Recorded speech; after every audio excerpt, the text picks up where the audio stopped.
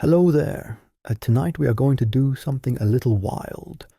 You're going to wake up cold, really cold, lying on your back in a shallow hole filled with snow in the middle of a frozen forest, somewhere in eastern France. It's 1945.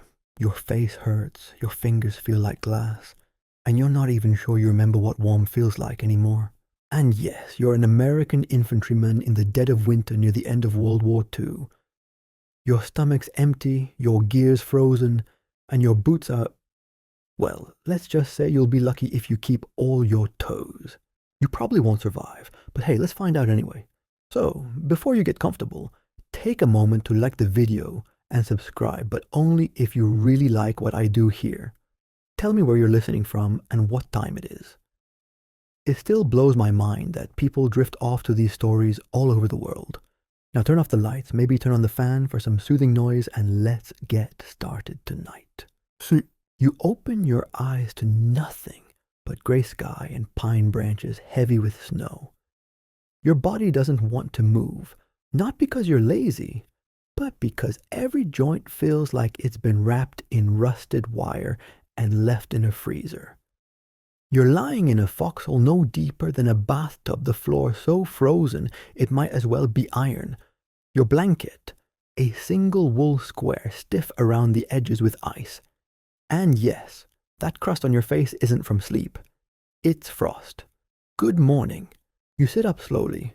Your spine protests with an audible crack. Every muscle pulls tight like guitar strings tuned one notch too far. Beside you, your helmet sits half filled with slush. You knock the ice off it and place it gently on your head. It's cold enough to burn if you don't wear gloves. You try not to think about the fact that your breath is visible in the air and your eyelashes are actually frozen together at the corners. Somewhere to your left, a man coughs wetly. Another mutters something that sounds like a prayer. You're in Company B, 15th Infantry Regiment, 3rd Infantry Division, and you're in the middle of something called the Colmar Pocket. Sounds quaint, right? Like a tourist town with fondue and hot cocoa. Yeah, not quite. This pocket is one of the last strongholds of Nazi resistance in France, and your job is to push them out. One miserable day at a time. Your fingers barely warm enough to function, fumble with the buttons of your overcoat. Underneath, your uniform is soaked with a cocktail of sweat, melted snow, and fear. Your boots, standard issue, are about as waterproof as a colander, and your wool socks haven't been dry since Christmas. 2 weeks ago, you'd kill for some foot powder. You'd kill for a hot shower. Instead, you settle for peeling an icicle off your sleeve and sucking on it. Now let's take a second to appreciate just how badly the US Army underestimated the winter of 1944-45. Historians still debate whether logistics were properly planned for the deep freeze, but here's the reality: frostbite took out nearly as many soldiers as enemy fire. You think you're tough? Try pulling a trigger when your fingers are frozen to your rifle. You crawl out of your foxhole and into the woods. Everything is white, silent, the kind of beauty that would feel peaceful if it weren't for the creeping sense that at any second the trees might explode. You follow the tracks to what passes as a mess area. No tents, just a circle of shivering men standing around a stove the size of a shoebox. A wiry cook with 3-day stubble and the 1,000-yard stare is heating what might be coffee. Maybe. You get a tin cup's worth.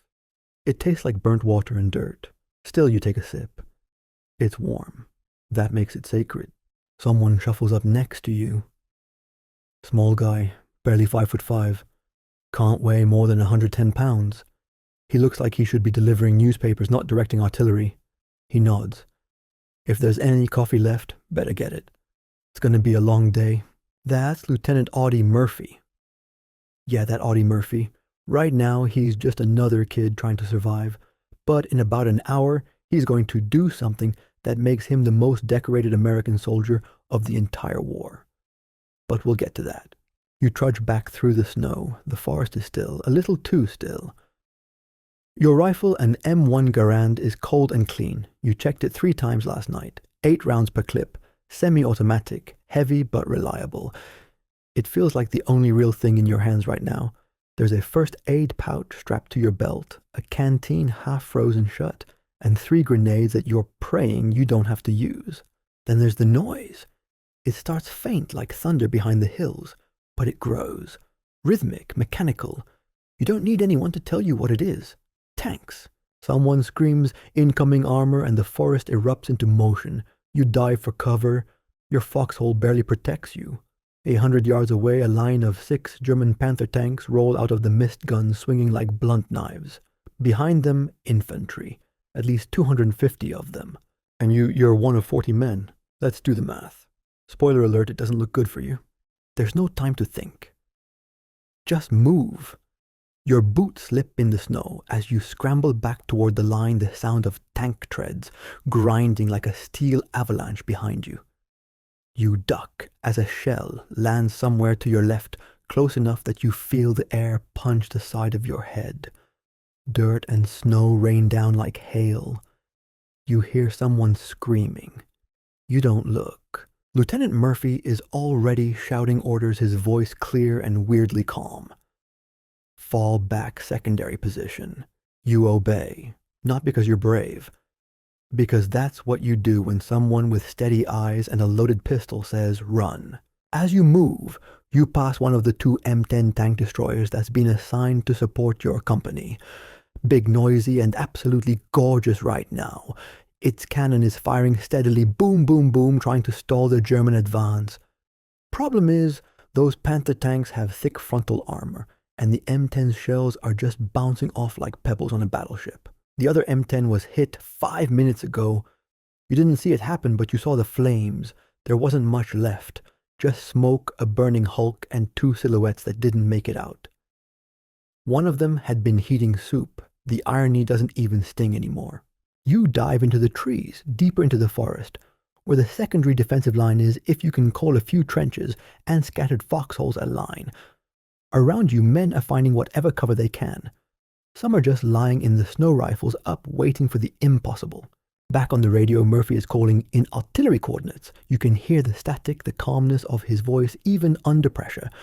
Target bearing 045, distance 300, fire for effect. Then you hear something that makes you stop cold. Who's still covering the withdrawal, someone asks. You turn back. Murphy is still there. Still in front of the burning M10, alone. Standing on top of it now, exposed to everything machine guns, mortars, sniper fire. He's got the .50 caliber machine gun mounted on the tanker destroyer in his hands, and he's firing. You can hear it, a deep, steady thump, thump, thump that doesn't stop. Not even when bullets zip past. Not even when another shell hits close and sends a tree crashing to the ground 20 feet away. Historians still debate whether Murphy stayed on that tank destroyer for 20 minutes or a full hour. All we know is that no one else moved back toward him. Not one man. Because everyone thought he was dead. But he wasn't.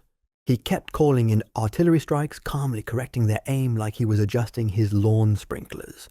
At one point, when the artillery coordinator asked how close the enemy was, he supposedly replied, "Just hold the phone and I'll let you talk to one of the bastards." Yeah, that guy. You watch in disbelief as he holds the entire German attack by himself. The field in front of him becomes a junkyard of smoking armor and fallen soldiers. The Germans try to flank. Doesn't work. Try to push again. Doesn't work. That little man on top of the burning tank is an immovable object. Eventually they start pulling back. Only when you're sure the worst is over does Murphy climb down. He's limping, blood soaking through one pant leg. But he refuses a stretcher. Instead, he starts organizing a counterattack. You're exhausted, frozen, your nerves completely shot, but you follow him anyway. You move back toward the original position, slowly, carefully, clearing the woods foot by foot, tree by tree, and you're not alone.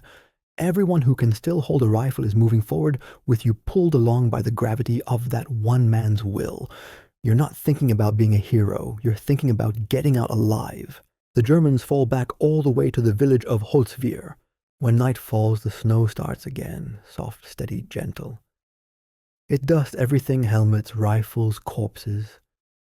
You're back in your foxhole now, the same one you woke up in, though it feels like 100 years have passed. You curl into yourself, pulling the wool blanket tight. It's stiff with blood, dirt, and ice, but it's all you've got. Murphy is still making rounds, checking on the wounded, making sure ammo is distributed. His leg's still bleeding, but you wouldn't know it by the way he moves. When he passes by, he looks down at you and says, "Get some rest. They'll be back tomorrow." And then he's gone again, swallowed up by the darkness.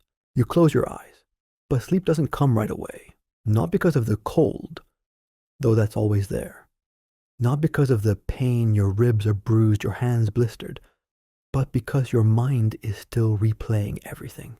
The tanks, the fire, that voice on the radio, that sound of the 50 cal pounding like a heartbeat over the battlefield. Eventually, your breathing slows. You find a spot where the ground isn't pressing so hard into your hip. You tuck your hands under your arms, feel the slow warmth of circulation begin to return. Far away, you hear more artillery. It's distant now, just thunder behind the mountains. Above you, the stars come out. So many stars, too many for this place. You start to drift, not into dreams exactly, just into stillness. A rare, fragile stillness. You're still alive, but it's only day one. Morning comes too soon. It doesn't rise gently like it does at home with sunshine creeping through curtains and the smell of bacon. No, it slaps you awake with the boot of a sergeant hitting the edge of your foxhole. Up and at 'em, soldier. Germans didn't go home just because you're tired. You peel your eyes open. Your body feels like it's made of iron and broken glass. Your knees ache, your back is a brick, your mouth tastes like you've been chewing nickels, and your breath fogs in the cold air. You sit up and immediately regret it. The cold is worse this morning. It's not just in the air, it's inside you. Historians still debate whether the winter of 1944 to 45 was the coldest in living memory, but to your bones it feels like the coldest in any century. You reach for your canteen, solid ice, your helmet frost forming inside it from your breath last night. Even your shoelaces are frozen into rigid little ropes. Every soldier around you is doing the same grim morning routine, trying to stretch frozen limbs, cursing softly, lighting cigarettes with trembling hands. Matches asked the kid in the next hole over. You squint at him. The new guy. You vaguely remember him arriving a few days ago, still looking pink and soft around the edges. Jenkins, or Johnson, or maybe Simmons. They come and go so fast you've stopped learning names. He looks about 17, maybe 18 if he's lucky. Still got baby fat in his cheeks. Should be delivering newspapers. Instead, he's holding an M1 Garand with hands that shake just a little too much. You toss him your matchbook without a word. He fumbles to light one, burns his thumb, curses under his breath and tries again. He gets the cigarette lit on the third try, then nods thanks. He's trying, poor kid. You turn your attention to breakfast such as it is. Another waxed cardboard box. K-rations inside a tin of powdered eggs like yellow chalk, paste when you mix it with snow, a couple of biscuits that could double as tank armor, a small chocolate bar so frozen it could shatter teeth, and of course a packet of instant coffee. No milk, no sugar, just brown grit that tastes like dirt and sadness. Still you eat, because you have to. Because the cold burns calories like a furnace, and just staying warm is a battle in itself. The artillery starts up again sometime mid-meal. You can tell it's German 88s by the sound. You've learned to tell the difference between outgoing and incoming. These are outgoing, probably heading for another village or maybe the next American line. Small mercy. You barely flinch anymore. Murphy reappears, limping slightly, but otherwise no worse for wear. You can see the bandage under his pants leg stained dark. He's already walking the line, checking positions, speaking to every man like he remembers their name, and most of the time he actually does. He crouches beside you. Any movement in the village, he asks. You shake your head. Quiet since dawn. He grunts. They took a beating yesterday, but they'll be back. You believe him. The rest of the morning passes in what soldiers call hurry up and wait. Nothing happens. So you clean your rifle. You field strip it by touch. Oily rag. Wipe each part. Reassemble. Check for frost dirt or any moisture that could jam it in combat. In this cold, metal becomes fragile, and a jammed bolt can mean you're dead. The M1 is a good weapon, solid and reliable. 8 round clips, smooth action. A big improvement from the bolt-action Springfields your father carried in 1918. Funny he never talked much about his war. Now you know why. Just before noon, something miraculous happens. A jeep arrives. Mail. You line up jittery with anticipation, not for food, not for ammo, for letters. Words from home are worth more than gold out here. You get 2, one from your mother, one from Sarah, your girl. You don't open them right away. Letters are sacred. They deserve privacy. You tuck them inside your jacket next to your heart where they'll stay warm. You also get socks. Fresh socks. Nothing in this world is more valuable than warm, dry socks in winter combat. Trench foot is the enemy. It's taken out more men than bullets. You sit down right there in the snow, peel off your wet rags and dry your feet with your own breath and body heat. They're pale, wrinkled, tender, but not black yet. No rot, no numbness. Another small mercy. Jenkins watches you. You change him every day, he asks. Every time I get a pair, you say. He nods solemnly and begins changing his own. A few minutes later, he leans toward you, cigarette in hand. Is it true, what they said about Lieutenant Murphy? That he held off a whole company yesterday?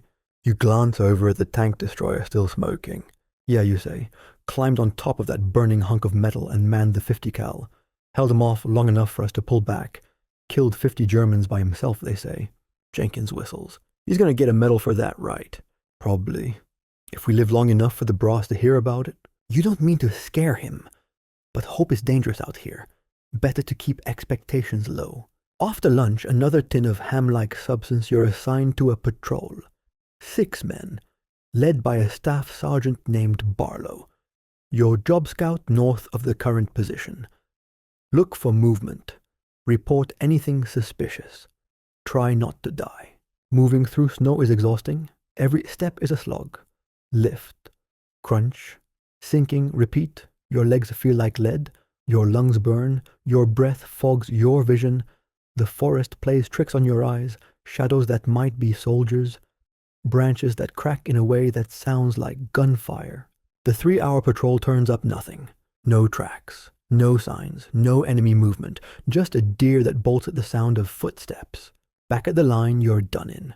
Every muscle screams, your knees feel like jelly. You flop down into your foxhole like a sack of bricks.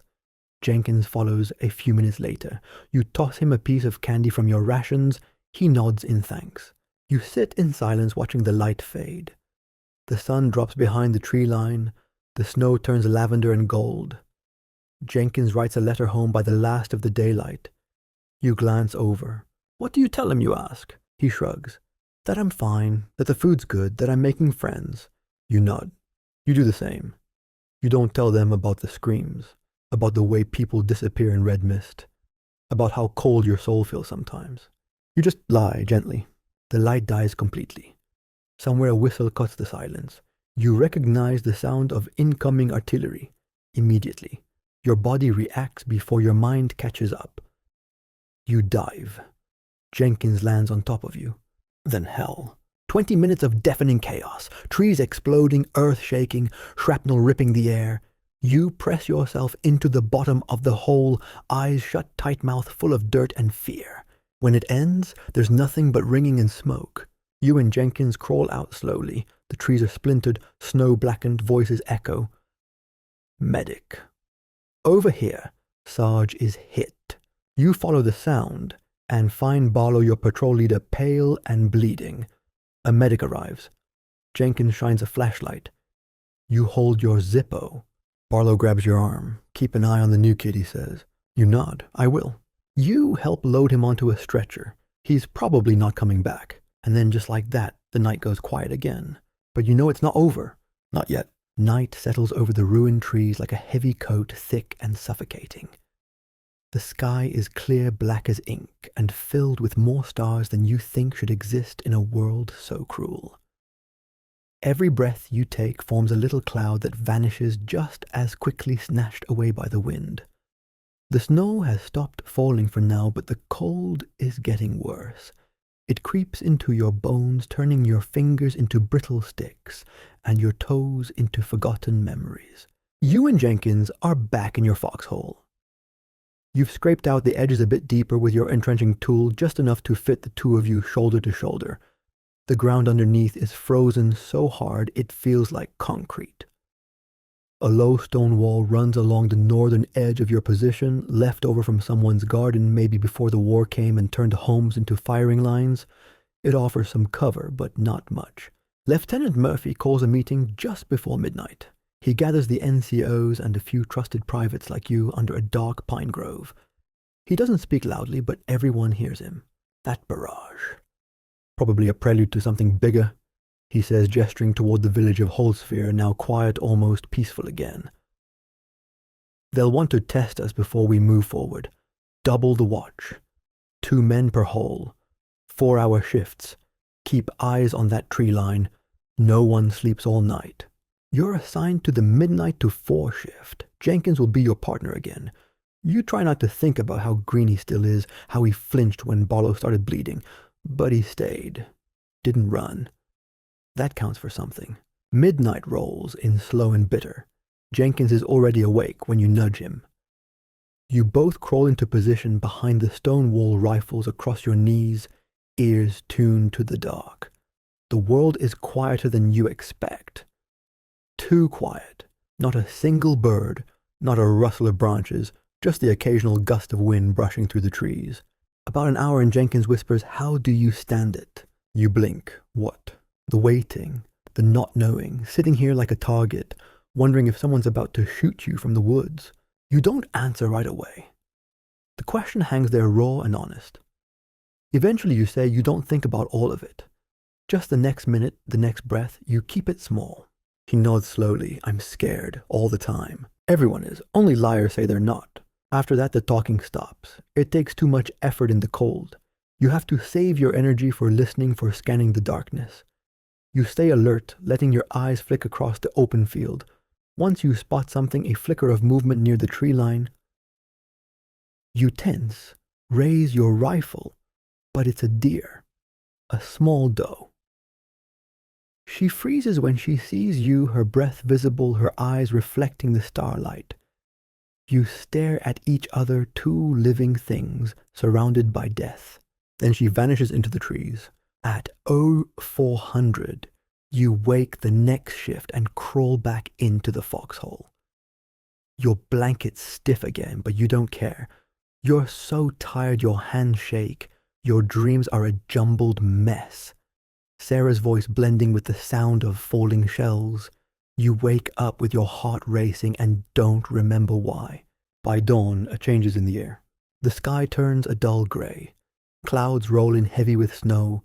The wind picks up hissing low across the open field. You pack your gear quickly. Water from your canteen, a dry pair of socks from last night, a tin of meat you eat cold with a bayonet as a spoon.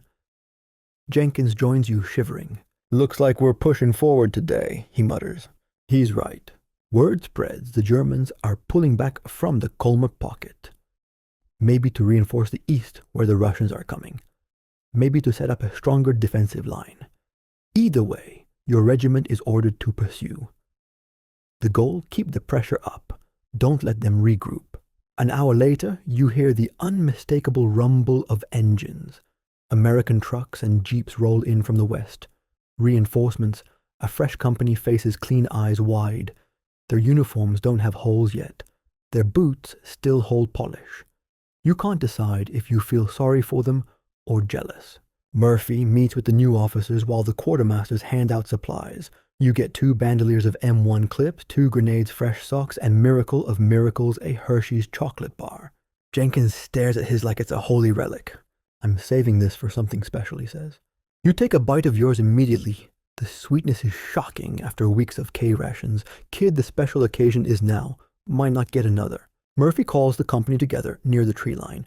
He unfolds a map over the hood of a jeep. "We're moving out in 1 hour. Destination Jebsheim. 8 miles northeast. Intelligence says they've set up a new defensive line there. Our job is to stop them before they dig in. Stay alert, watch your spacing, and for God's sake, keep your feet dry. You spend the next hour preparing. You find a pump behind an abandoned farmhouse and wash your socks, wringing them out and hanging them near a small fire. You check your feet, wrinkled but not black, still yours. You massage life into them and pull on your dry pair. Next comes your rifle. You strip it down piece by piece, cleaning each surface with practiced care. The M1 Garand is your lifeline. You check the action. Smooth, load a fresh clip, ready. Jenkins is beside you doing the same. His hands are more confident now, less fumbling. I think I'm getting the hang of this, he says. You nod, just keep doing it.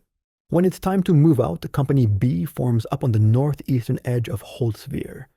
The snowfall has left about 6 inches of fresh powder. It's beautiful in a bleak kind of way. Clean, quiet. You know it won't stay that way for long. You march in columns, boots crunching softly in the snow. Scouts move ahead and to the flanks. The wind howls through the trees, tossing snow off the branches in lazy puffs. You pass the body of a German soldier buried halfway in a drift, his helmet barely visible. Midway through the march, you hit a crossroads. A lone stone farmhouse stands nearby. Scouts approach carefully, weapons raised. Murphy watches from a distance, binoculars raised. Then movement. A flicker at the window. Suddenly gunfire erupts. Muzzle flashes burst from the farmhouse. 2 Americans go down instantly, caught in the open. You hit the snow heart racing. Ambush, someone shouts. Bullets rake the field. You press into the earth, frozen though it is, and return fire. Murphy is already moving, directing a machine gun team to flank. A bazooka team is crawling forward through the ditch. The medic, God bless that man, is dragging a wounded soldier back with one arm. The bazooka fires. Boom! A hole rips through the farmhouse. A second rocket follows. Then silence. A white flag appears.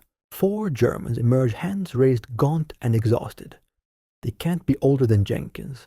Their faces are hollow, their uniforms torn. One of them speaks in broken English. War is over for us, he says quietly, not meeting anyone's eyes. You don't feel anger, not even relief, just tired. The prisoners are sent to the rear. Murphy gives the order to keep moving. You shoulder your pack, and you march, because that's what soldiers do, one foot in front of the other, until someone tells you to stop. The road to Jebsheim winds through gently rolling hills blanketed in white, the snow broken only by the twin grooves of tank tracks and the scattered silhouettes of abandoned equipment.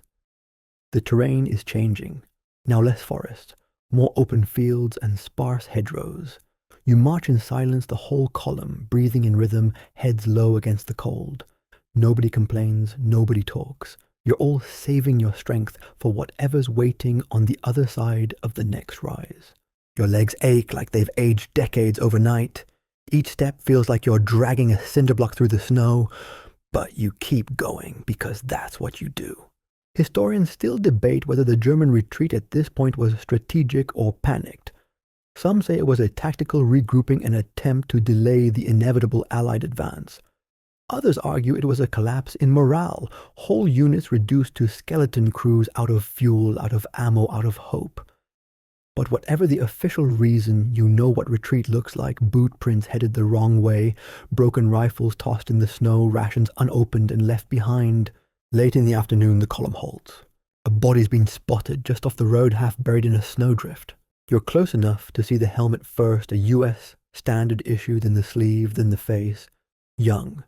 Still, blue-lipped, eyes frozen open and staring straight into the sky. Lieutenant Murphy kneels beside him, pulls the dog tags. James Mitchell, Tennessee. You don't know him, but you do. Murphy tugs the scarf over the dead soldier's face. Jenkins steps up beside you. Should we bury him? Murphy shakes his head. Graves registration will handle it. We've got to keep moving. You nod, but it feels wrong. Just leaving him there, like luggage. But this is war, and war doesn't wait for grief. The last few miles to Jebshimi feel longer than the first dozen. The sun sinks low, and the air starts to freeze again. You breathe through your scarf, but your eyelashes are already crusting over. By nightfall, you've covered about 6 miles. Slower than planned, but decent progress. Company B settles into a small copse of trees. is just enough cover to keep the wind off. No fires allowed. Too close to the village. You eat cold rations, another can of meat paste, another handful of broken crackers. Your canteen is solid ice again. You and Jenkins share a foxhole near the edge of the woods. It's barely wide enough for two, but you wedge yourselves in anyway, shoulders touching. You wrap one blanket around both of you. It's not warm, but it's better than nothing. Around midnight, the snow returns. Big, heavy flakes that fall fast and stick to everything. Within an hour, there's 3 fresh inches. And with the snow comes that eerie, perfect silence. You know what that means. It's cover, you mutter, staring into the white. Perfect for an attack. As if summoned by your words, the world explodes. First, the mortars, dozens of them. You barely have time to yell before the first round hits, sending a tree trunk flying end over end like a matchstick. You and Jenkins flatten yourselves in the hole as shell after shell crashes around you. Snow dirt splinters, every element of the earth seems to be trying to kill you. Then come the voices. Shouts, German, close. You peer over the edge of the foxhole and see them dozens, maybe more, moving forward through the snow in white camouflage. Like ghosts. The mortar barrage ends, but the rifle fire begins. You grab your M1 and start shooting carefully, methodically. You've trained for this. You've done it before. But it never feels routine. The Germans are close now. Too close. Jenkins fires beside you. His hands are trembling, but he's hitting targets. You toss him one of your extra bandoliers without a word. He nods, reloads. A grenade lands nearby. You duck. It explodes with a sharp crack, peppering the air with fragments. You taste blood, but you're still alive. Jenkins's panting face smeared with soot. They're flanking, he gasps. You look left. A cluster of white shapes is slipping around the edge of your line. Murphy's voice cuts through the chaos like a whip. Second squad shift left seal the breach. Even in the middle of a battle, he sees everything. You're not sure how. Someone gets their machine gun up. The steady thump, thump, thump of 30 caliber fire fills the air. It cuts a swath through the attacking Germans. They dive for cover, but they're exposed in the snow. Your squad's interlocking fields of fire start doing their job. The attack stalls. You keep firing until your rifle's too hot to touch. And then it's over. The Germans pull back, dragging their wounded. The snow swallows their retreating forms like it never happened. All that remains is silence, broken only by the soft cries of the injured. You slump against the side of the foxhole, Jenkins beside you. That was close, he whispers. Too close. Your hands are shaking again, but not from cold this time. Murphy appears, dirt on his face, a rip in his sleeve. Good work, he tells you. They're falling back to Yebshim. We move again at first light. You nod. No rest. Not really. Just a pause. The ammo resupply arrives in the early morning. 2 more bandoliers, a thermos of coffee passed around like holy water. You sip it slowly. It's hot. Unbelievably, blessedly hot. You can feel it travel down your throat like a shot of fire. Company B reorganizes. 3 dead. 7 wounded badly enough to be sent to the rear. The rest stay. No one wants to leave their buddies behind. You and Jenkins clean your weapons in silence. He's got a minor shrapnel wound on his arm. Nothing serious. You bandage it for him, your fingers stiff from the cold. Thanks, he says quietly. You just nod. By late morning, the sky clears, the snow stops, visibility returns. Yebshime comes into view. It's a small village. Stone buildings, a single church steeple rising in the center. Smoke curls from a few chimneys. You wonder how many civilians are left, or if the buildings are full of German snipers waiting for you to show your face. Murphy gathers the squad leaders. We'll flank from the southwest, he says. 3rd Battalion is already pressing from the west. We hit them together. You glance at your watch, an old Bulova that belonged to your father. It's almost 1800. Less than an hour to go. You and Jenkins find a quiet spot to check your gear. Ammo, grenades, canteen rifle, everything in its place. He looks at you. Urban fighting. It's different, isn't it? Yeah, closer, faster, more confusing. He nods. I'll stick close. You tighten the strap on your helmet and look him in the eye. Watch the windows. That's where they hide the machine guns. He nods again, not scared, just ready. When the barrage starts, American artillery pounding the village, you feel it in your chest. The ground trembles. Dust rises on the horizon. Murphy's voice calls the advance. And once again you step out into the open. One foot, then the other. Because the only way out of war is through it. The ground slopes gently toward the village, a deceptively peaceful stretch of white broken only by frozen ruts and the occasional black crater left by shells. You're spaced out now 5 yards between each man, just like training taught you. It won't save you from a well-placed machine gun burst, but it might keep one shell from wiping out your entire squad. You move with your head low, eyes flicking between the buildings ahead and the corners of your vision where shadows like to play tricks. The artillery has stopped just 5 minutes of thunder to announce your arrival, and now the village lies quiet. Too quiet. Even the snow seems to muffle the sound of your boots. Jenkins is on your left. He doesn't speak, but he's keeping up. You can see the tension in his jaw, but his eyes are steady. He's not the same kid who lit his cigarette with shaking hands 3 nights ago. That boy's still in there somewhere, maybe. But the soldier is starting to take over. Halfway to the first row of buildings, the world changes. A rattle unmistakable MG42. The German machine gun tears across the field, bullets whipping overhead and biting into the snow at your feet. You roll into a shallow ditch, heart hammering so hard it makes your ears ring. Jenkins dives in beside you, eyes wide. Move with me, you shout, next tree, go. You both scramble forward, slipping and stumbling through the snow until you reach a fallen log. The machine gun spits again, but it misses. Close, though. Too close. You lean against a tree trunk, breathing hard. Jenkins is panting beside you. Jesus, he mutters almost like a prayer. That thing sounds like the end of the world. Welcome to Yebshim, you whisper. You peek over the log. The company is spread out across the field, moving in quick bursts, ducking behind trees, craters, ditches, anything that gives cover. Murphy's up ahead, directing traffic like a man who forgot how fear works. You see him point toward the building where the machine gun's firing. Then a group of men begins maneuvering to flank it. Slowly, methodically, you push forward, building by building, room by room. Urban combat is a nightmare. Every window could hide a sniper. Every door could be booby-trapped. Every corner could be the last one you turn. The houses here are simple stone walls, wooden shutters, most with 2 or 3 rooms. Some have been blasted open by artillery. Others are eerily untouched, as if waiting for their owners to return from church or market. You and Jenkins move with a 4-man team. Standard entry procedure: 1 kicks the door, 2 enter low, and sweep 1 covers the rear. The first house is empty. The second has a terrified cat hiding in the hearth. The third has 2 wounded Germans huddled in the back room, too dazed to fight. You disarm them, call for someone to escort them to the rear. The 4th building. Not so lucky. You kick in the door and step into a hail of gunfire. You drop instantly, barely registering the sound before your training takes over. Jenkins returns fire. One of the other men tosses a grenade through the doorway. The explosion shakes the walls. You follow it in heart racing. Smoke, plaster dust, and silence. 3 dead Germans, 1 still moving. You kick his weapon away and shout for a medic. The kid can't be more than 16. His face is covered in soot, and there's a picture of a girl tucked into his front pocket. Probably his sister. Maybe his sweetheart. You don't ask. You just keep moving. You clear 5 buildings before the sun begins to set. Each one feels heavier than the last.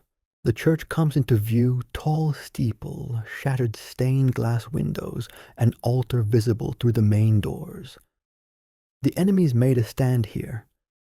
You can hear the sharp crack of rifles from the bell tower. You see flashes from behind sandbags stacked at the church entrance. Lieutenant Murphy calls for a halt. The open square in front of the church is a killing field. No one's crossing it without smoke support or a miracle. "We need to flank," he says, pointing at a line of adjacent buildings. You're chosen to lead the squad. You gather Jenkins and 3 others. Your objective: reach the 2nd floor of one of the shops on the corner and create a line of fire across the German position. Maybe even get the Bar Browning automatic rifle set up for suppressing fire. You move fast, quiet, room by room. The 3rd building has what you need: an intact window with a clear angle on the church entrance. Wilson sets up the bar. You and Jenkins take flanking positions. Murphy radios you. "You in position?" "Yes, sir." "Good. Artillery in 5. Then we move." You watch the clock. 5 minutes. You hold your breath the entire time. Then the sky lights up. American howitzers drop shells just behind the church. Not direct hits. Murphy doesn't want to collapse the building, but enough to send a message. You see Germans ducking, scrambling. Fire, you yell. Wilson opens up with the bar. The noise is deafening. Your own rifle kicks back again and again as you fire down into the street. The Germans are caught in a crossfire. They try to shift position, but Murphy's men are already rushing the square. Explosions, gunfire, screaming, it's chaos. You see Jenkins pick off a sniper in a second-story window across from you. The shot is clean, controlled. 50 minutes later, it's over. The square is in American hands. The church doors are broken open. The pews are splintered. There are no more muzzle flashes, no more shouting. You rejoin the company. There's one more task, clear the church. Murphy puts you in charge again. You select Jenkins Wilson, another man. The doors hang crooked on their hinges. You enter slowly, rifles raised. Inside, the air is thick with smoke and dust. Pew after pew has been overturned. The altar's been converted into a firing position, ammo crates stacked around it. You step carefully over broken, stained glass.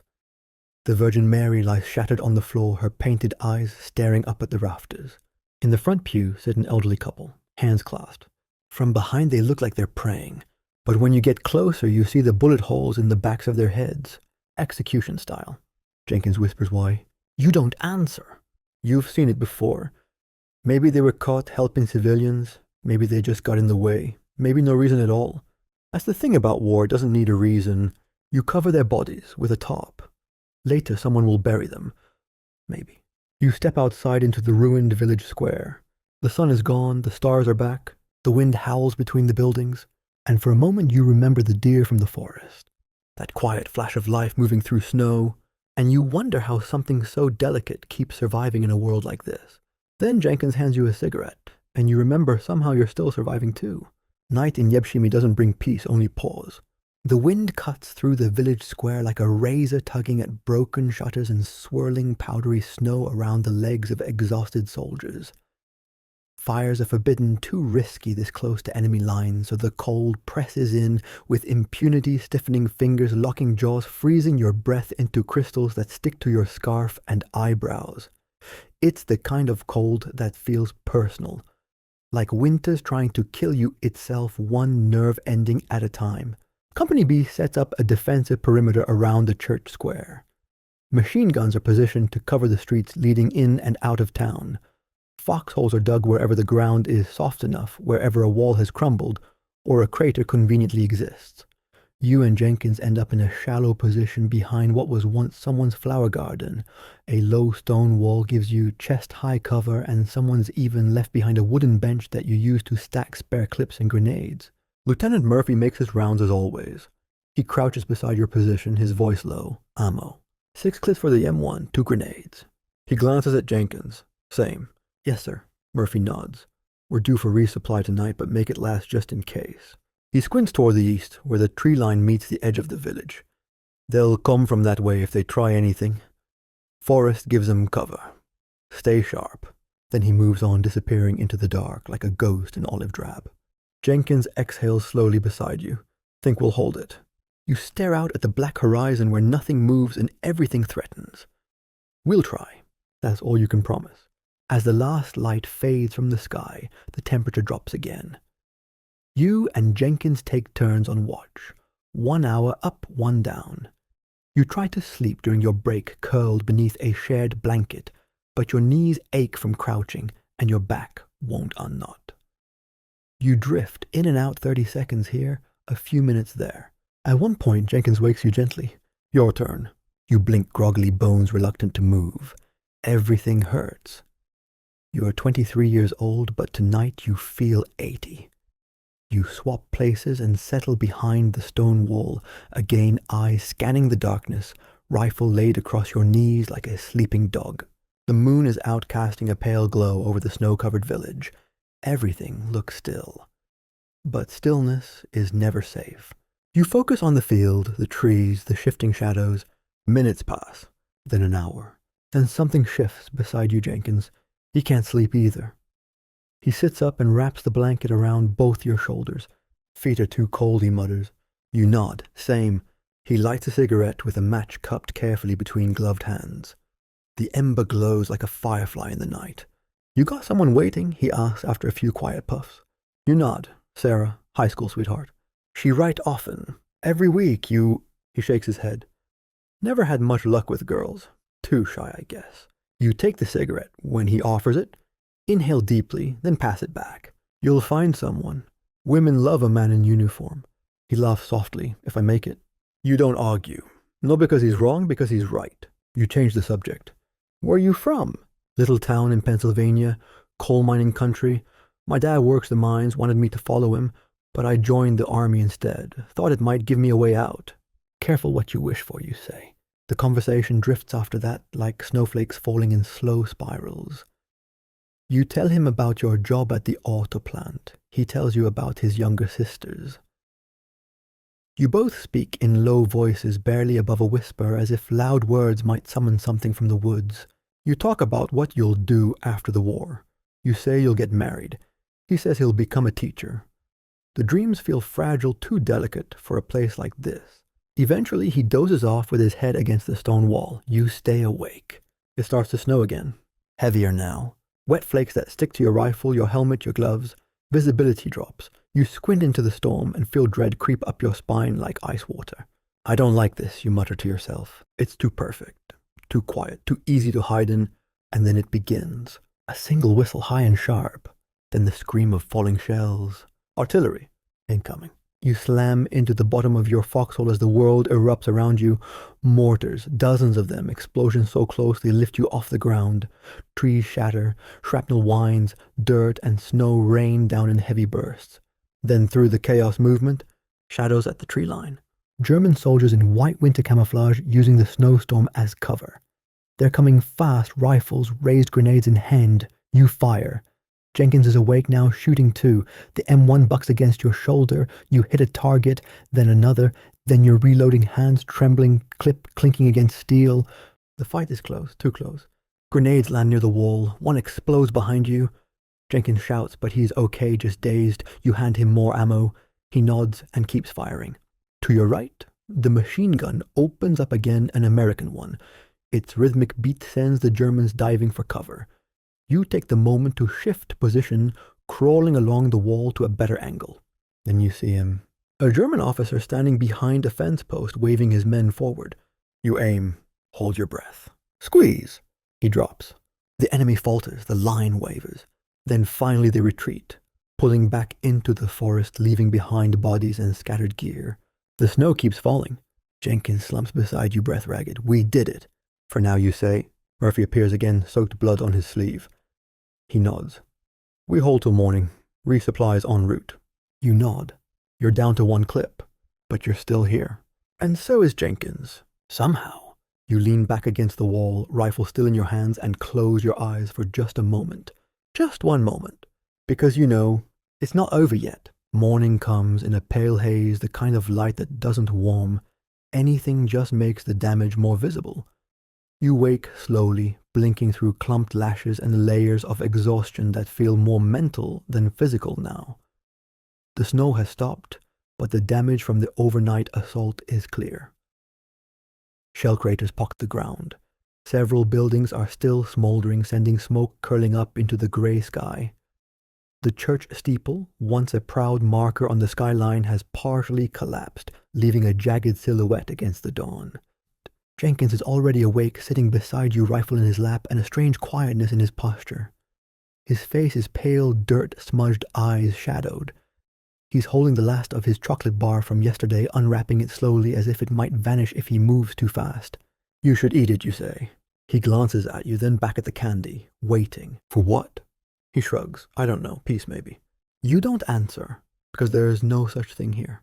The promised resupply finally arrives, a small convoy of trucks and jeeps bumping their way through the snow-covered road leading into Yebshimi. You see fresh troops disembarking, their uniform still mostly clean, eyes wide with the same uncertain mixture of curiosity and dread. They look at the shattered buildings, the burned-out tank husks, and the long row of bandaged men with quiet disbelief. Murphy greets the new officers with a nod and a map. The sergeants begin organizing the distribution of supplies. You and Jenkins line up for ammunition. The quartermaster hands each of you 3 bandoliers of M1 clips, 2 grenades, and miraculously a thermos of hot coffee passed hand to hand like it's a sacred relic. You take a sip. Jenkins takes another. It tastes like ash and hope. He grins faintly. Better than instant. You nod. Better than death. Fresh socks, dry gloves, a replacement helmet liner for the one you cracked last night. It's the little things that keep you going out here, not victory speeches or flags or patriotic songs. Just a hot drink and warm feet. Orders come down by noon. Company B will push northeast toward the Rhine. Intelligence reports indicate that German units are regrouping 10 miles ahead. The goal is to keep them moving, no rest for the enemy, no chance to dig in. You spend the hour before departure preparing the only way soldiers ever do ritual. You sit beside a partially collapsed farmhouse and strip down your M1 again. Every part is cleaned, wiped, oiled, reassembled with practiced hands. Jenkins does the same. His movements are almost graceful now, fast and sure. Your dad teach you about rifles, you ask. He shakes his head. Taught me how to change a tire, how to check coal seams, how to throw a punch. He fits the bolt back into place and chambers around with a sharp click. This part I had to learn here. You don't say it out loud, but you're proud of him. Just a few days ago, he couldn't light a match without dropping it. Now he's a soldier, one of you. At 300 hours, you move out. The march toward the Rhine is slow and grinding. Snowfall from the day before has hardened into a thick crust. Each step requires effort. Your legs burn your breath fogs, your pack feels heavier with every mile. The landscape begins to change again, less village, more forest, rolling hills covered in white, the distant silhouettes of barns and windmills leaning in the wind. About 4 miles in, you come to a crossroads. A stone farmhouse sits alone just beyond a fenced pasture. The scouts go forward and report it's abandoned. Murphy doesn't take chances. He orders a squad forward to clear it while the rest of you provide covering fire. You and Jenkins crouch behind a snowdrift rifles ready. Something feels wrong. The building is too quiet, too intact. No shattered windows, no broken door, no footprints leading in or out. Then the windows explode with muzzle flashes. You hit the snow instantly. 2 soldiers go down in front of you, one not moving, the other screaming for a medic. The air fills with the crack of rifle fire and the rapid beat of a German machine gun. They've turned the farmhouse into a bunker, and you walked right into it. Murphy is already moving. He shouts for the bar team to flank left and the bazooka team to set up by a pile of rubble. He's crouched low, signaling with hand gestures, lips moving in clipped commands. The medic crawls forward under fire, dragging one of the wounded to safety. The other is beyond help. The bazooka fires. The rocket slams into the front wall of the farmhouse, sending a plume of smoke and splinters into the sky. You feel the shockwave in your chest. A second rocket follows, then a third. Then silence. A white cloth flutters from a shattered window. Surrender. 4 Germans emerge slowly, hands up. They look about Jenkins' age, maybe younger. Faces drawn, uniforms patched and threadbare. They look like boys who've been fighting too long and eating too little. One of them speaks halting English. We stop. Please, war is over for us. They're searched, disarmed, and sent to the rear under guard. You don't feel anything toward them. No anger, no victory, just fatigue. You watch Jenkins as they're led away. He doesn't look away, but he doesn't say anything either. Just stares at them until they're out of sight. Then he turns to you. Do you ever wonder what we'd be like if we were born over there instead?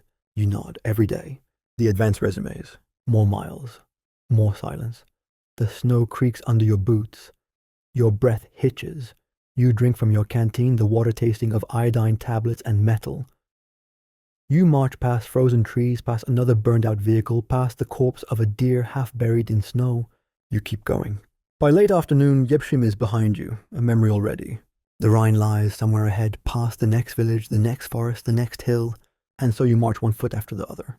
Not because you want to, because that's what soldiers do.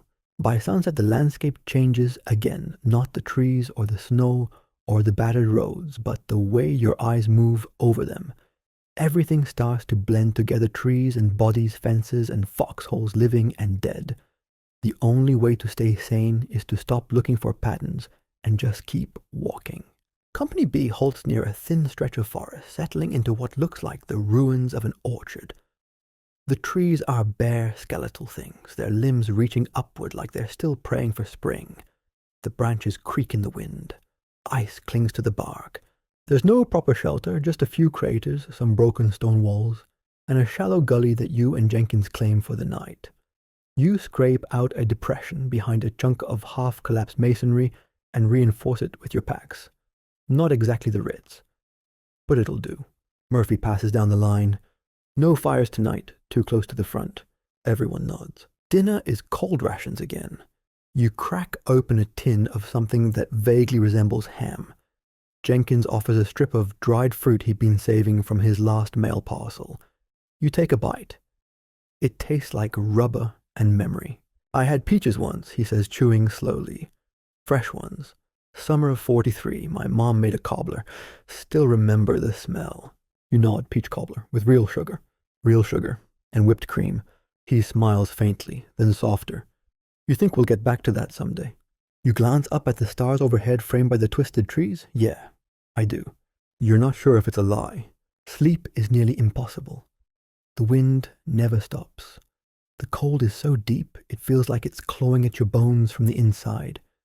You and Jenkins curl shoulder to shoulder, blankets wrapped tight, taking turns on watch. Sometime after midnight, snow begins to fall again, wet and heavy this time. Within an hour, everything is hidden beneath a fresh blanket. Visibility drops to near zero. Even voices are muffled. It's a silent world, a white canvas waiting for something to be written on it. And something is, just before dawn, the first mortar hits. The impact cracks the silence like a whip. A tree explodes somewhere off to the left. Another shell lands closer, sending a spray of ice and dirt into your hole. You're already awake, dragging Jenkins down beside you. The barrage is precise, deliberate. The Germans have dialed in their fire. Then through the swirling snow movement. Dark shapes, low to the ground. White-clad forms, slipping through the storm like shadows come alive. Contact front, someone shouts. And all at once it's chaos. Your rifle is already up. You fire. 1 shot. 2. Jenkins fires beside you, shouting over the noise. The snow explodes with muzzle flashes and grenade bursts. The Germans are using the whiteout to close the distance. They're close, too close. You can hear their voices, sharp and guttural. A stick grenade lands behind your position. You both duck. The blast punches the air out of your lungs. Your helmet flies off and lands with a dull thud. Jenkins grabs it for you, tosses it back. Stay low. You reload. Fire again. Your gloves are soaked through with snow and blood you're not sure whose. You feel a hot sting on your leg, but ignore it. No time to check. Jenkins is firing methodically now, breath fogging up his glasses. A group of Germans makes a break down the right flank, trying to get around your line. Lieutenant Murphy is there before they do, directing fire, repositioning his men, somehow everywhere at once. Even from a distance, you recognize his silhouette, small, steady moving, like the battle is a puzzle, and he's just fitting the last piece in place. You duck behind the stone wall again as a machine gun opens up, then peek around the corner and see the gunner standing partially exposed, shouting orders. You line up your sights, deep breath. Squeeze. He falls. The pressure begins to shift. The German push stalls. Then slowly they begin to withdraw. First 1 squad, then 2. You fire a few parting shots. Jenkins does the same. Then silence. The snow continues to fall, slow, relentless. You look around. The ground is torn up black and red in places. The field between your line and the trees is littered with fallen shapes, some moving, some not. You hear moans, shouts for medics. You slump back against the wall, hands trembling from adrenaline and cold. Jenkins presses a gloved hand to your arm. You're hit. You glance down. There's blood. A graze maybe. Nothing bad. You wrap it quickly. We made it, he says, voice small. For now. Murphy appears again, face streaked with soot. They're pulling back toward the river. We'll push once visibility improves. Get some rest while you can. You and Jenkins settle back into the hole. A thermos of coffee is passed down the line. You drink. It tastes like burnt heaven. As morning light returns, the snow begins to slow. The scene reveals itself in flashes. A fallen soldier with his rifle still clutched in his hands. A burned-out ammo crate. A shattered tree that used to mark the edge of the orchard. Jenkins leans against you, eyes half closed. They'll come again, won't they? You nod. But not today. And for the first time in days, that feels like enough. You wake to a sky of pale blue, surprisingly bright after so many days of cloud and snow. The snow has stopped completely leaving, behind a crisp, clean silence that doesn't match the damage it covers. Beneath the powdered white, broken rifles, twisted boots, bodies both covered and exposed. The snow doesn't care. It hides what it can and leaves the rest for you to remember. American medics move among the foxholes tending to the wounded. Some are carried back on stretchers, others walk on their own, bandaged and limping but unwilling to leave the company. There's an unspoken rule: if you can walk, you stay. You don't leave unless you're forced. No one wants to be the one who isn't there when it matters. You help Jenkins re-wrap the shallow gash on his arm. It's red and swollen but not dangerous. Your own leg is stiff from the graze you took the night before, but the bleeding stopped hours ago. You've been through worse. Murphy comes through again, still walking the line, still checking on each man like he's personally responsible for them all, which in a way he is. His uniform is torn, and there's a smear of dried blood on his cheek. You're not sure if it's his or someone else's.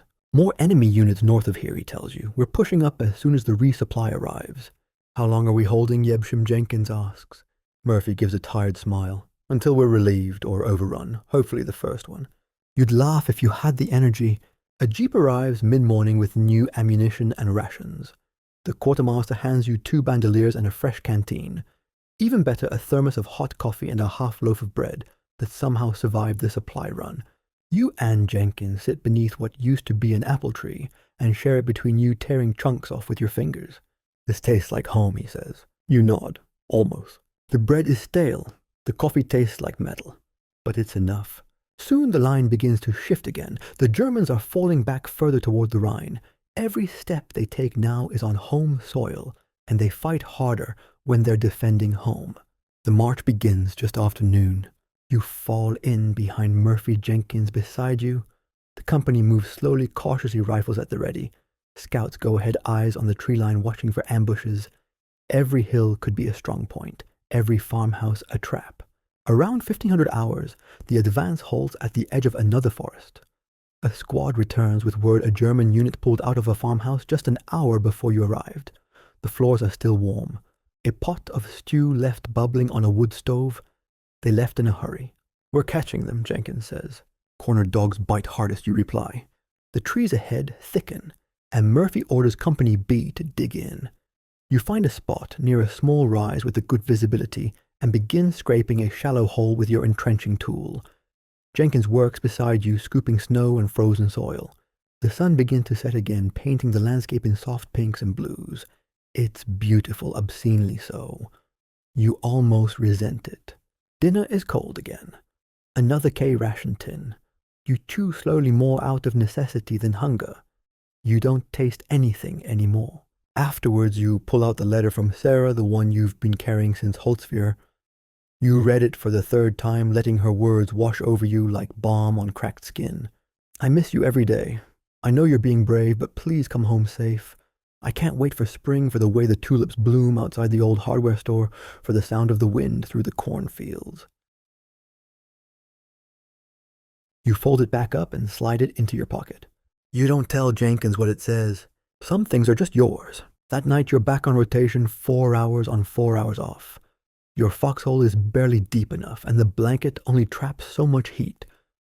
You try not to think about your toes. Jenkins takes first watch. You drift into a light doze, body curled, tight rifle nestled beside you. A few hours later, he wakes you with a gentle nudge. Your turn, he whispers. You sit up, bones creaking. The cold air slaps your face, a reminder that sleep is always temporary. You settle into place, scanning the dark. The forest ahead is silent, but silence in war is never comforting. It's preparation. The snow has stopped, but mist creeps in now, curling low across the ground like breath on cold glass. It coats everything in frost and makes shapes out of shadows. You focus your eyes, trying not to imagine movement that isn't there. Jenkins shifts beside you. He can't sleep, again. He wipes his eyes with his sleeve. "I'm sorry," he whispers. You don't say anything, just hand him your scarf. I don't know why it hits me like this. Just... Sometimes I think about my sisters. They're 12, 9, and 6. I promised them I'd be home by Christmas. You stare at the horizon. Christmas came and went. He nods, tears slipping past his dirty cheeks and into the folds of his collar. You reach over, rest your gloved hand on his shoulder. Nothing to be sorry for. He pulls the blanket tighter around his shoulders, breathing, slowing. Eventually, he dozes, leaning slightly against you. You stay awake, scanning the dark. It feels like a betrayal closing your eyes. You've seen what happens when someone lets down their guard for even a second, so you keep yours open. The night drifts forward. At one point, a flare goes up far to the east, casting the forest in brief silver. It's beautiful in a way that hurts, branches sparkling like crystal, the ground lit like a cathedral. Then darkness again. You listen to Jenkins breathe. You shift slightly, and you wait, because that's what soldiers do. They wait until something happens, or someone tells them to move. Morning breaks with a subtle shift in the sky, from ink black to steel gray without the usual fanfare of sunbeams or warmth. There's no rooster crowing, no bird song, just the sound of boots crunching in new snow and the low murmur of men preparing to move again. You blink your eyes open to the quiet chaos around you, your breath curling into the air in slow, heavy clouds. Jenkins is already awake, sitting cross-legged beside the foxhole, with a deck of cards in his lap. He's shuffling them absently, though the deck is bent grimy and missing the 8 of diamonds. You wonder if he ever actually plays, or if the cards are just something to keep his hands busy. "We pushing forward today?" he asks without looking up. You nod. Word is the Germans are regrouping at the edge of the Rhine. They're digging in. He exhales, his breath fogging the back of one glove. "So we keep chasing." Until they stop running, you say. Murphy gathers the squad leaders beneath the skeletal trees. His voice is calm, but there's steel in it, more than usual. Maybe he's just tired. Maybe he knows something we don't. "We've got intel that says the Germans are reinforcing the north end of the next village, Stammheim. Last major strongpoint before the Rhine. We're going in before they finish fortifying it. 3rd Battalion's hitting the western edge. We take the south and move toward the church square. House to house again. No one groans, no one flinches. You've all done this before. You and Jenkins ready your gear, same as always. Rifle, bandoliers, bayonet, 2 grenades, a tin of crackers in one pocket, the chocolate bar he's still saving in the other. He tightens his helmet strap. "Still think this'll be over soon?" he asks. You adjust your sling. "Define soon." The approach to Stammheim is textbook slow. You move through snow-covered pastures and past fences half buried in drifts. The houses come into view, slowly low stone buildings with smoke curling from chimneys. But there's no movement, no sign of life. Then the artillery starts. American guns thunder from behind the tree line. You hit the dirt automatically as shells whistle overhead and land in the village.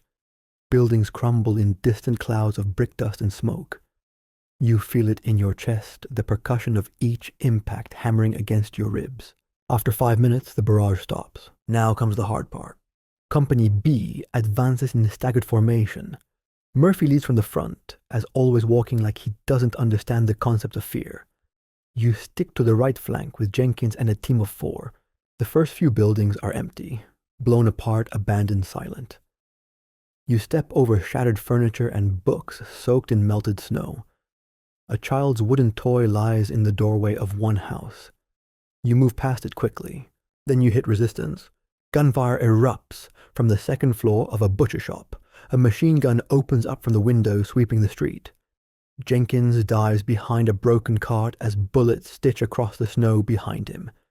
You fire back low and steady. Jenkins tosses a grenade through the open doorway. The explosion knocks out the front wall. When you enter, the gun is silent. The barrel points at the floor. Its operator lies in a pile of splintered wood and blood. You move on. It's not fast, it's not clean, it's a grind. By late afternoon, you have pushed to within 100 yards of the church square, the final objective. But this isn't Yebshim. The Germans are dug in deep here. Machine guns behind sandbags, snipers in second-story windows, mortars set up behind the bell tower. You duck behind a wall and catch your breath. Jenkins joins you, wiping sweat from his forehead, even though it's freezing. His cheeks are red, his eyes bloodshot. They're ready for us, he says. They're always ready, you reply. Murphy calls for a halt. He needs eyes on the square. You're chosen again to lead a squad into a flanking position through a connected row of apartments on the eastern edge. You enter the first building, slowly rifle raised. It's a mess, overturned tables, smashed porcelain, a piano with half its keys missing. You sweep the ground floor, then head up the stairs. In the bedroom, a sniper lies still, face down, rifle beside him.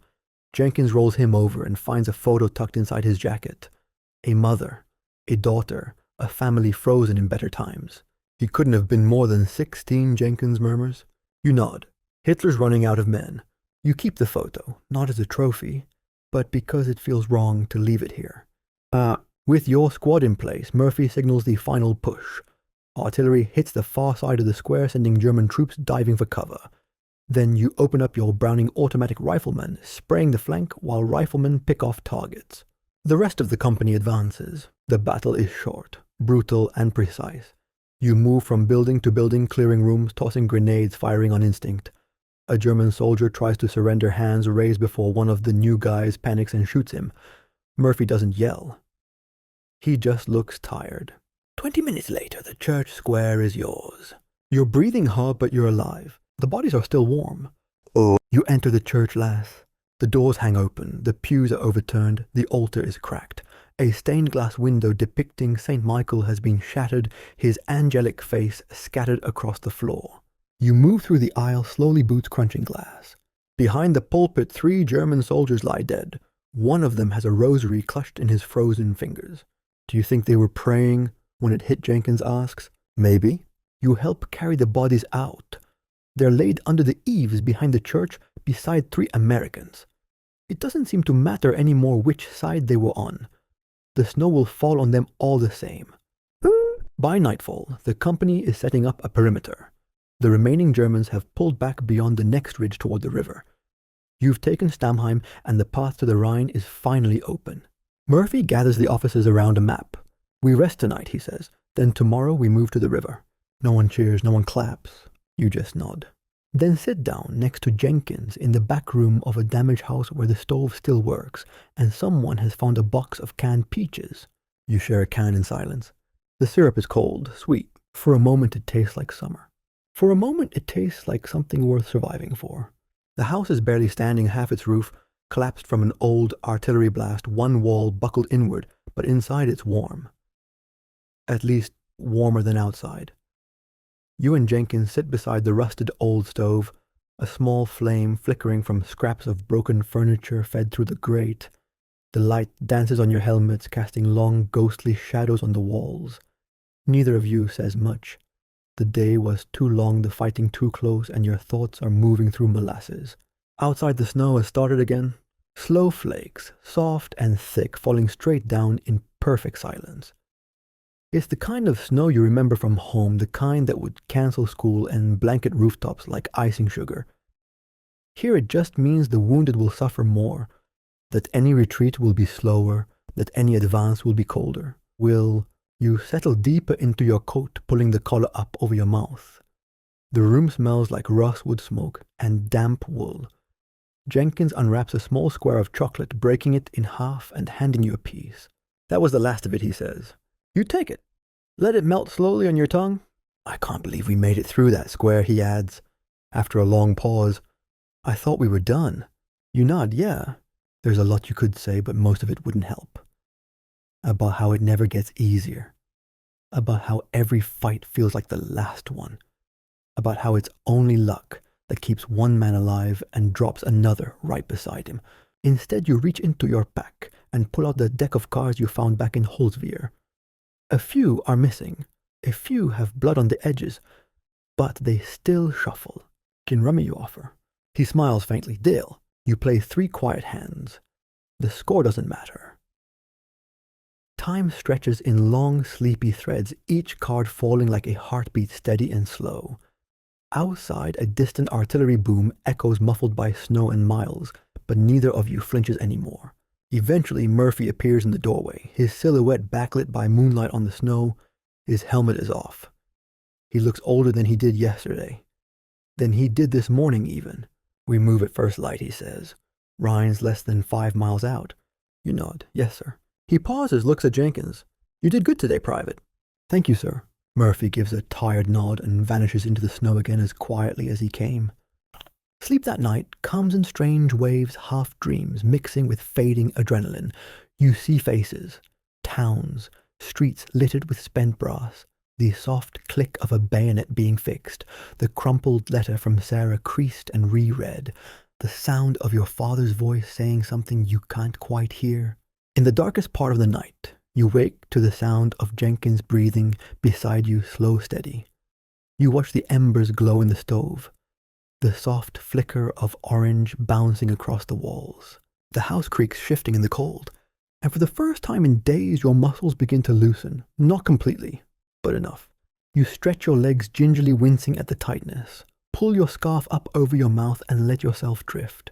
When morning comes, it does so with a snap. A sergeant kicks the door. Gear up, we move in 30. You and Jenkins are already moving before he finishes the sentence. You roll up your blanket, pull your boots tighter, and shoulder your rifle. You step out into a world that looks like a painting. The sky is a soft blue. The snow glitters like it was dusted with diamonds. The church bell, somehow still hanging, reflects the morning light. The only thing out of place is you and the trail of boot prints leading away from the square. Company B moves out in loose formation. Scouts fan ahead. Murphy takes point again, map folded in one hand, binoculars in the other. He doesn't talk much anymore. Just gestures. Nods. Occasionally grunts an order. The 5-mile push to the Rhine is supposed to be routine. But by now you know that routine doesn't exist in war. 2 miles in, you pass the remnants of another American Squad 3rd Battalion. They're dug in behind a low stone wall, faces drawn, eyes sunken. You swap a few cigarettes, trade information.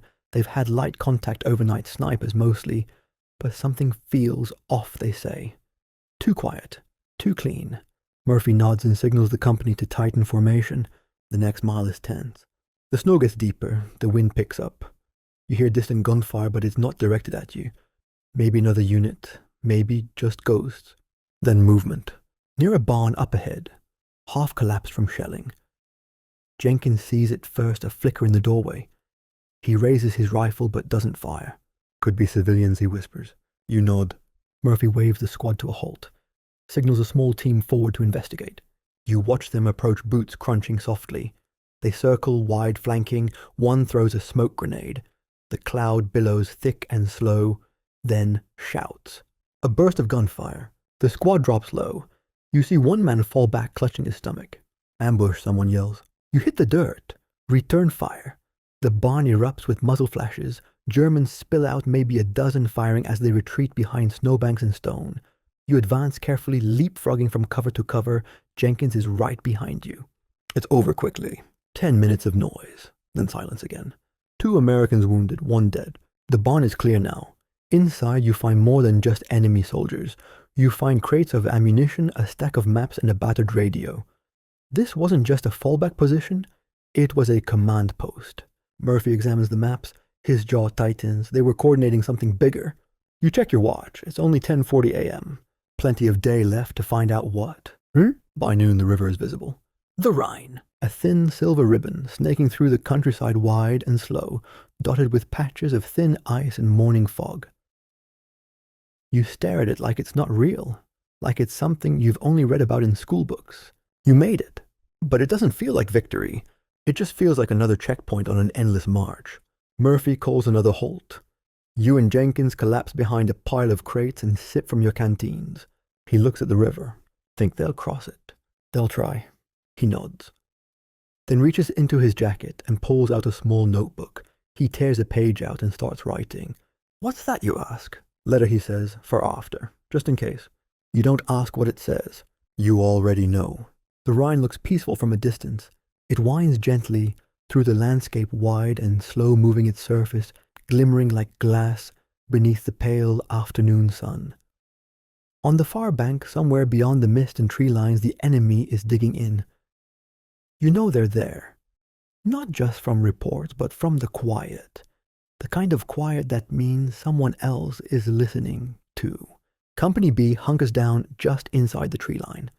The plan is to hold position, observe, and wait for the engineers to assess the nearest bridge crossing. The river is too wide to wade too deep to guess and too calm to trust.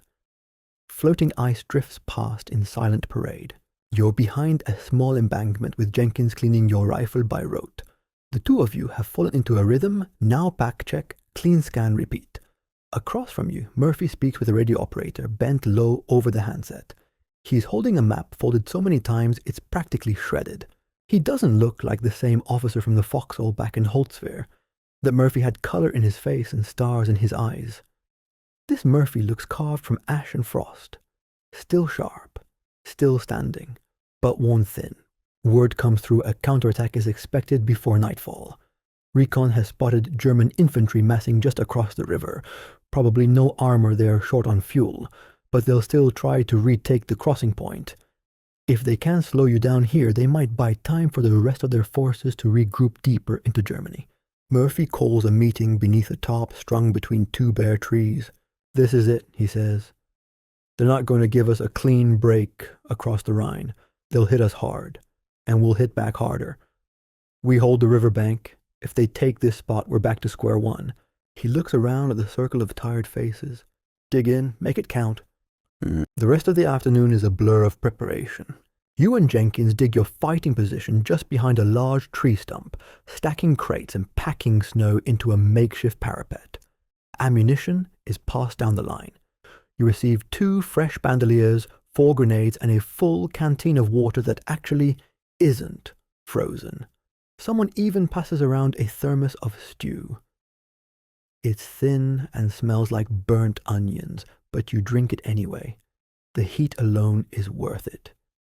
Around 1600 hours, you catch sight of the first flares in the distance. Thin streaks of red and yellow arcing high into the grey sky, German signals probably coordinating movement. You don't need an officer to tell you what's coming. Jenkins kneels beside you, checking the action on his rifle. He's quiet, focused. You ready, you ask? He nods. Yeah, I think so. Then after a pause, you ever wonder if you'll remember this later? Like, all of it? Or will it just become one big blur? You tighten your gloves. I think we'll remember the cold, and the people, not the places, just the faces. He nods. I hope I remember the faces. At 1700 the sky darkens, not from sunset, but from the clouds rolling in, thick and fast. The first flurries drift down like feathers. The wind picks up scattering loose snow into white curtains that swirl and obscure. Then from across the river movement, dozens of white shapes appear from the trees. Some are running, some crouching, some crawling low across the riverbank. They're using the terrain, slipping between outcrops and ice patches. You don't wait. Contact front, you shout, raising your M1. Jenkins fires beside you. The company line erupts, rifles cracking bars, rattling the thud-thud-thud of the .30 caliber machine gun, echoing down the frozen shore. The Germans are fast, disciplined. They push hard toward your position even as bodies drop into the river or sprawl across the shore. Their bullets slam into the trees around you, cutting branches like scissors through paper. A mortar round lands 10 yards to your left snow, and dirt fly peppering your helmet. You reload by instinct. Fire again. You see a German officer wave his men forward, then drop with a red bloom spreading across his parka. Someone near you screams, then another explosion cuts the sound short. You duck, breathing hard, heart slamming like a drum. Jenkins is still firing, teeth gritted, eyes locked on the shore. They're getting closer, he yells. Another wave of Germans rushes forward. Then artillery. Your artillery. Shells whistle in from the rear and crash into the riverbank. The world becomes smoke and fire and shrapnel. Screams echo from both sides of the water. You see silhouettes thrown skyward vanish into the river. The German line finally breaks. Some fall, some surrender. Most retreat, limping, stumbling, vanishing back into the trees. You don't chase, you just breathe, hands shaking, shoulders sore. It's over, for now. The silence after battle is the loudest thing you've ever heard. You and Jenkins sit down behind your wall of snow, panting. Are we good? He asks, scanning the tree line. You nod slowly. Yeah, for now. He lets out a shaky breath. We didn't let them take the river. No, we didn't. A medic moves past checking the wounded. Jenkins helps bandage a man with a leg wound while you help reposition a fallen machine gun nest. Murphy passes by a few minutes later. His uniform is scorched and there's a cut on his temple, but he's walking tall. You held the line, he says simply. Proud of you. You nod, too tired to answer. That night, you make a small fire inside the remains of a collapsed stable. It's the first one in days. Just a flicker shielded by stone, but it's warmth. Real warmth. Jenkins sits beside it with a tin of rations, spooning stew into his mouth like it's the best thing he's ever tasted. We crossed it, he murmurs. What? The Rhine. I mean, we're here. We did it. You glance toward the black ribbon of water just beyond the trees. Yeah, you say. We did. He pulls something from his jacket pocket, a photograph. It's creased, damp, nearly torn at the corner. His sisters. All three of them lined up on a porch, grinning like sunshine. I'm writing to them tonight, he says. Telling them I'm still here. You nod. Good. Then you both fall silent again, watching the fire dance. You don't know what tomorrow holds. Maybe another push. Maybe another village. Maybe finally the end. But for tonight you're alive. You're warm. And the river didn't take you. That's enough. Morning arrives, not with fanfare, but with fog. A dense white veil has settled across the landscape, softening the edges of trees, fences, and even the distant river itself. It muffles sound and slows movement. You wake in the ruins of the stable, still wrapped in a blanket Jenkins found last night, and for a few disoriented seconds, you can almost believe you're somewhere peaceful, somewhere safe. Then your leg reminds you it's bruised. Your fingers curled around your rifle are stiff and aching. Your back protests every movement. War waits for no one. Outside, the company is stirring. Murphy is already up pacing the line, speaking quietly to squad leaders. You catch snippet, something about reconnaissance across the river, something about holding the position for another 48 hours. No one wants to believe it, but the rumor is outcrossing the Rhine may not happen today, not tomorrow either. The engineers are still working, building pontoon bridges, testing depths, coordinating with armor. Meanwhile, you hold, you dig, you wait. You and Jenkins are assigned to a new defensive position at the northeastern edge of the village. It's an open stretch, just past a frozen orchard where snow-covered hedgerows give way to fields and a few crumbling stone cottages. You set up your position behind what was once a garden wall, low stone, mossy in places, and now frozen hard as steel. Jenkins is quiet as you work setting sandbags, checking the sight line on the machine gun post. His hands move quickly, methodically. He's not the kid who flinched as shadows anymore. He's part of the line now. At some point he stops. Do you remember when we first dug in at Holtzwehr, he asks. You nod. Yeah, thought I was going to lose my toes. I thought I was going to lose my mind. You let the silence sit between you for a beat. We didn't, you say. We're still here. Yeah, we are. You both sit for a moment, backs against the wall, breathing in the cold air that stings your throat just a little less today than it did yesterday. The day passes slowly. Hours stretch out into long, aching silences interrupted only by the occasional pop of distant gunfire or the whine of a passing shell far off in the east. You clean your weapon. Jenkins writes a letter. You take turns on watch, watching the trees, watching the river, watching nothing. Around noon, a few trucks arrive carrying fresh rations and mail.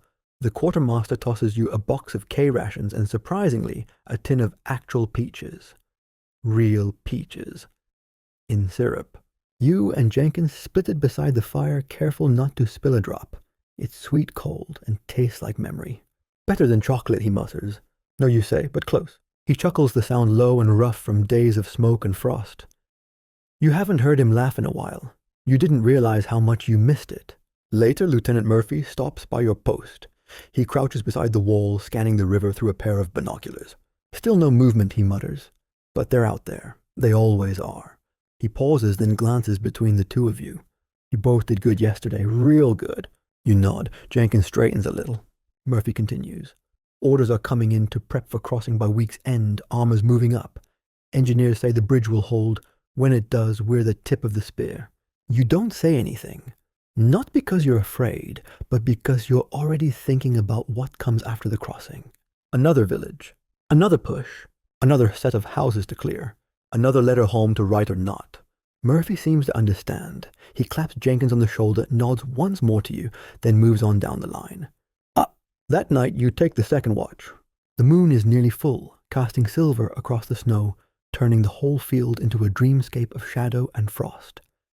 Jenkins sleeps nearby, bundled in his coat, mouth slightly open, breath rising in slow clouds. You watch the horizon, the trees, the river, and you think about Sarah's last letter, tucked in your breast pocket, the one where she wrote that her younger brother wants to be a soldier just like you. You think about the smell of your dad's workshop, the sound of your mother's laughter from the kitchen on Sunday mornings. You think about home, and what it would be like to return to it after all this. Historians still debate whether the Rhine marked the true turning point in the European campaign, or if it was just another symbolic crossing. But to you, it feels like the edge of something more than a map, the edge of one version of yourself, the start of another. You glance over at Jenkins. You wonder if he'll get to be a teacher. You wonder if you'll get to be anything more than this. The wind picks up, rustling through broken shutters and dead tree limbs. You pull your scarf higher and keep watching. The night stretches on. And somewhere beyond the river, the war is still waiting. Dawn comes slow and colorless, painting the sky in dull shades of silver and gray. The snow has stopped, but frost clings to every surface, your helmet, your rifle, even the stubble on your face. You rub your hands together and blow warm breath into your gloves, feeling the ache in your knuckles ease just a little. Today is the day. The engineers finished the pontoon bridge overnight. Word travels down the line in hushed tones. Armor is rolling across the Rhine before noon. Your company, what's left of it, will cross soon after. The river that once marked the boundary of Nazi-occupied Europe is now just another obstacle in a long series of frozen trials. Jenkins sits beside you, watching a line of trucks pull up behind the tree line. Each one carries soldiers' gear ammo. None of it feels real anymore.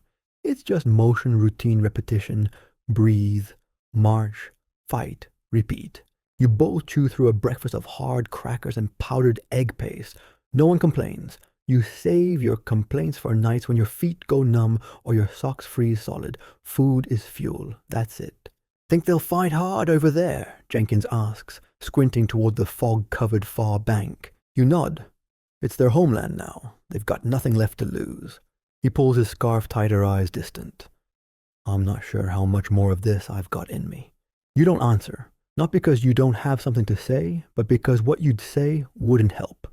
There's no finish line out here, no clear marker for the end of endurance. It's just forward, always forward. Lieutenant Murphy gives the order mid-morning. You and Jenkins form up with the others, marching through the slush and mud toward the river. The snow has turned to a grey slop where dozens of boots have passed. You see armor ahead, Sherman's already on the other side, black smoke rising from the chimneys of some unlucky farmhouse. The pontoon bridge looks impossibly narrow. The water beneath is cold and slow, and wide chunks of ice drifting like the bones of something ancient. You cross without speaking. One careful step after another, rifle held high, eyes fixed on the bank ahead. The bridge creaks. Somewhere machine gun fire echoes from deep inside the countryside. It's distant for now. When your boots touch German soil, something in your chest shifts. Not relief, not triumph, just gravity. The weight of every footstep you've taken to get here. And then just like that, you're marching again. You move through frost-bitten vineyards and shattered barns, through villages where windows are boarded and doors hang loose on broken hinges. The German army is retreating, but not gone. Snipers still watch from church towers. Mortars still find soft targets. By dusk, you're dug in again, another ruined village, another cold hole, another checkpoint on a map you stopped caring about weeks ago. You and Jenkins share a ruined attic with a hole in the roof big enough to see the stars. The walls are covered in faded wallpaper with tiny blue flowers. There's a child's drawing pinned beside the shattered window. A dog, a sun, a family of stick figures. It's stained with soot and rain, but still there.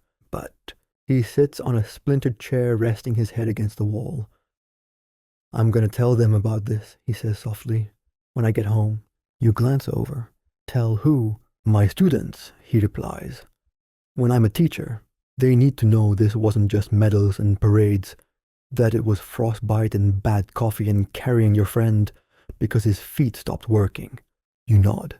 Then you say the thing you haven't dared to speak aloud. You'll make a good teacher. He doesn't reply, but he smiles. And that's enough. Later that night, you take final watch. You sit in the window rifle across your knees, staring at the snow-covered road that leads further east toward Berlin, toward whatever's next. The stars are out again, brilliant and sharp, indifferent to everything below. Jenkins sleeps behind you, wrapped in a blanket curled around his helmet like it's a pillow. You can hear him breathing slow, steady. The sound is familiar now, reassuring. You watch the sky. You listen to the wind, and you wait for tomorrow. Because that's what soldiers do. They wait.